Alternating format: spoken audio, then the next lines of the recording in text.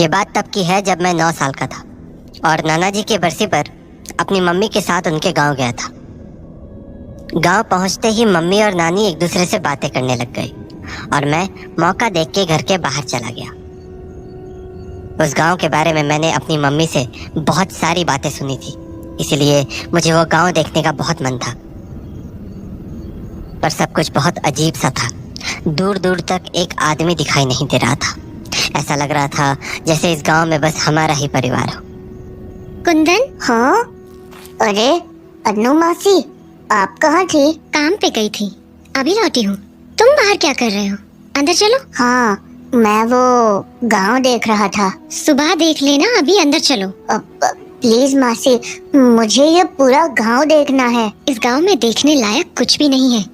मासी, कुछ तो होगा, आप घुमा दो ना थोड़ी दूर मुझे। मना किया ना मैंने, जिद मत करो और अंदर चलो। मासी प्लीज ना, वो सामने वाले बगीचे तक ही बस चलो ना। बगीचा ही तो नहीं जाना है। मतलब कुछ नहीं। पर मासी। कहा था ना अंदर चलने को।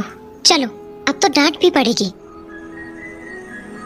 तो मैं और मासी घर के अंदर चले गए और कुछ ही देर बाद मम्मी और नानी खाना खाकर सोने चली गईं और मैं मासी से बात करने लगा। मासी, इस गांव में लोग नहीं है क्या? क्यों? शाम में जब मैं बाहर था मुझे कोई भी नहीं दिखा था। ऐसा क्यों मासी? इस गांव में शाम के बाद लोग अपने घरों के बाहर नहीं निकलते हैं। क्यों? है कुछ वजह। क्या? कहा ना कुछ वजह है। क्या करेगा जान के? प्लीज मासी बताओ ना, मैं किसी को नहीं बताऊंगा।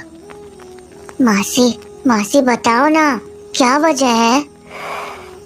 वजह बगीचा है। बगीचा? वो हमारे घर के पास वाला? उसका क्या मासी? वो बगीचा अच्छा नहीं है।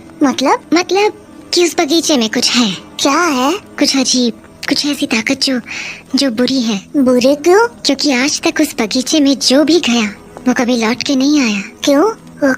कहाँ गए वो लोग? कोई नहीं जानता, इसलिए उस बगीचे में नहीं जाना है। यहाँ तक कि शाम के बाद तो उसके आसपास भी कोई नहीं जाता, चाहे इंसान हो या जानवर। पर क्यों मासी? कहते हैं वो बगीचा लोगों को अपने पास खींच लेता है। खींच लेता है? पर कैसे? उस बगीचे के पास जाते ही अजीब आवाजें सुनाई देने लगती हैं, जैसे तुम्हें बुला रही हो।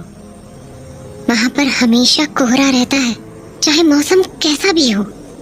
कभी बगीचे के अंदर से किसी की चीख सुनाई देती है, तो कभी किसी के हंसने की आवाज। ये तो बहुत डरावना है मासी। अजीब बात तो ये है कि इतनी डरावनी आवाजें सुनने के बाद भी इंसान उस बगीचे की ओर खिंचा चला जाता है। और एक बार किसी ने उस बगीचे के अंदर कदम रख दिया तो उसके बाद उसका लौटना मुश्किल है। इसलिए शाम के बाद कोई भी काम वाला बगीचे की तरफ नहीं जाता और ना ही हम घर के बाहर निकलते हैं। पर मासी, ये सब बातें सच है क्या? ये कोई मजाक नहीं है कुंदन। पिछले साल ही 2 लोगों ने उस बगीचे में जाने की बेवकूफी की थी। फिर? वो लोग आज तक लापता हैं। पर मासी, वो बगीचा ऐसा क्यों है?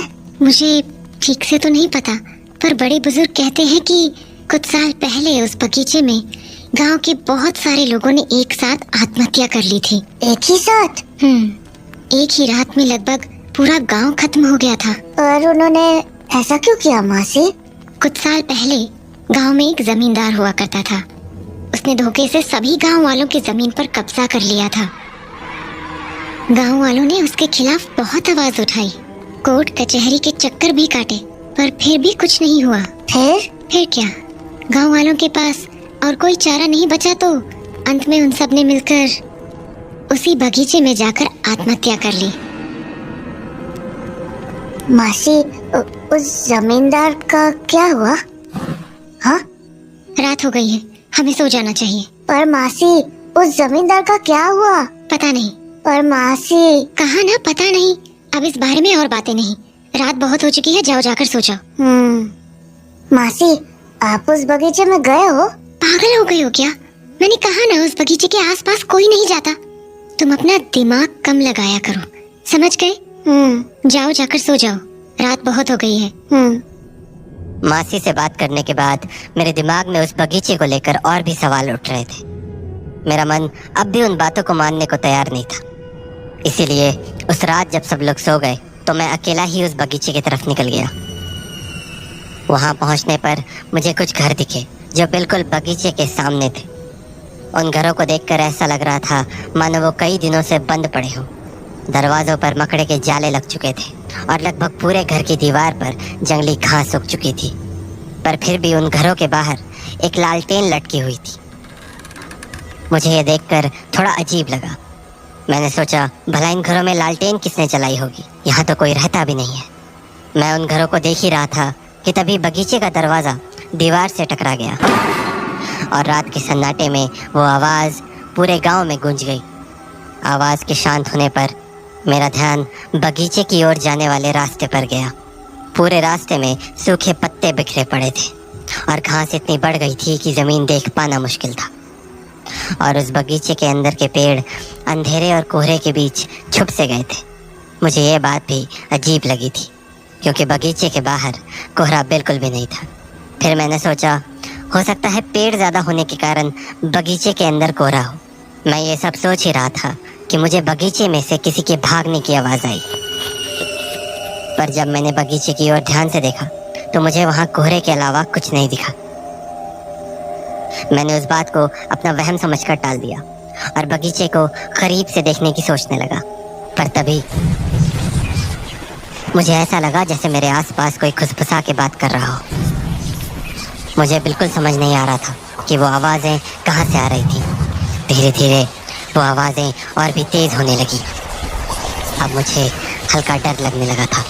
मैंने सोचा घर लौट जाता हूँ, पर तभी वो आवाज़ें किसी इंसान की आवाज़ में बदल गई और मेरा नाम पुकारने लगी।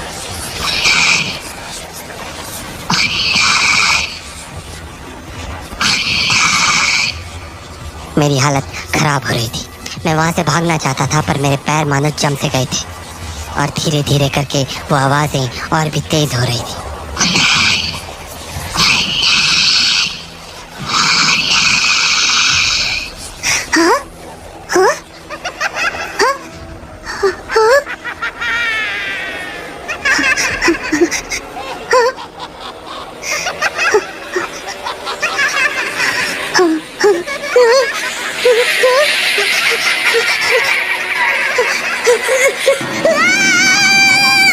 कुंदन, मासी, क्या कर रहे हो तुम यहाँ? पागल हो गई हो क्या? मासी, तुम्हें पता भी है ये कितनी खतरनाक जगह है? मासी, मैं वो खड़े खड़े मेरा मुंह क्या देख रहे हो? चलो यहाँ से। मासी, कहा ना यहाँ से चलो, जल्दी चलो। जिस तरह से मासी मुझे वहाँ से घर लेकर आई थी मुझे समझ आ गया था कि मैंने कोई बहुत बड़ी गलती कर दी है। पर मैं ये समझ नहीं पा रहा था कि आखिर मासी इतनी डरी हुई क्यों थी।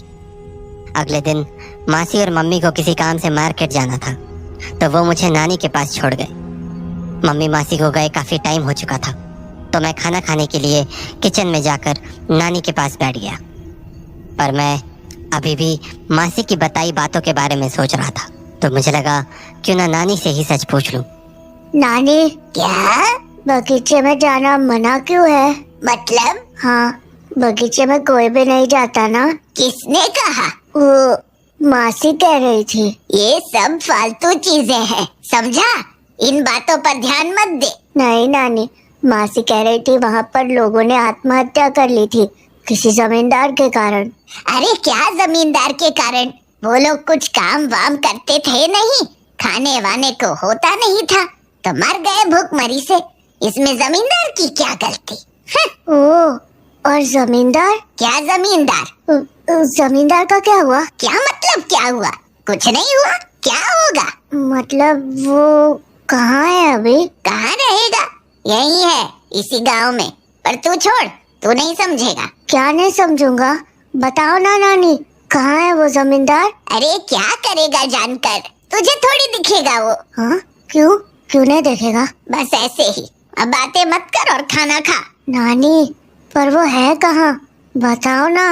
अरे यही तो बैठा है तेरे बगल में, तुझे ही देख रहा है। हाँ? मेरे बगल में? नानी क्या बोल रही हो? ओफो, मैंने पहले ही बोला था ना कि तुझे नहीं दिखेगा। अब ज्यादा सवाल मत कर। पर कहा ना, दिमाग मत लगा, चुपचाप खाना खा और सो जा जाके। हाँ।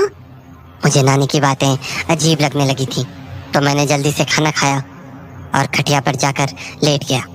पर मेरे दिमाग में अब भी नानी की कही बातें चल रही थी। मैं यही समझने की कोशिश कर रहा था कि आखिर नानी की बातों का मतलब क्या था, और वो ऐसा क्यों कह रही थी कि जमींदार मेरे बगल में ही बैठा था। इन्हीं बातों को सोचते हुए पता नहीं कब मेरी आंख लग गई। नींदों में मुझे कुछ आवाजें सुनाई दी, पर मैं समझ नहीं पा रहा था कि वो क्या कह रही है। पर तभी ऐसा लगा जैसे कोई मेरा नाम पुकार रहा है। कुंदन बेटा, पहचाना मुझे? हाँ?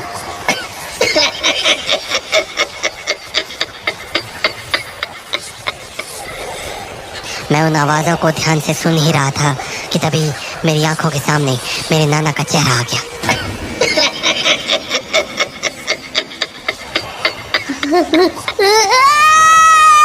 और मैं चीखकर बिस्तर से उठ गया, और जैसे ही मैंने नजरें घुमाई तो देखा कि मेरी नानी मेरे खटिया के ठीक बगल में ही बैठी थी। क्या हो गया? बुरा सपना देखा क्या? नानी, हो मैंने अभी नाना जी को देखा। तो दिख ही गया ना तुझे जमींदार। हाँ, जमींदार? हाँ, तू देखना चाहता था ना जमींदार को? पर नानी, मैंने तो नाना जी को देखा। तू अभी भी नहीं समझा? हाँ। अरे जमींदार, तेरे नाना ही तो थे।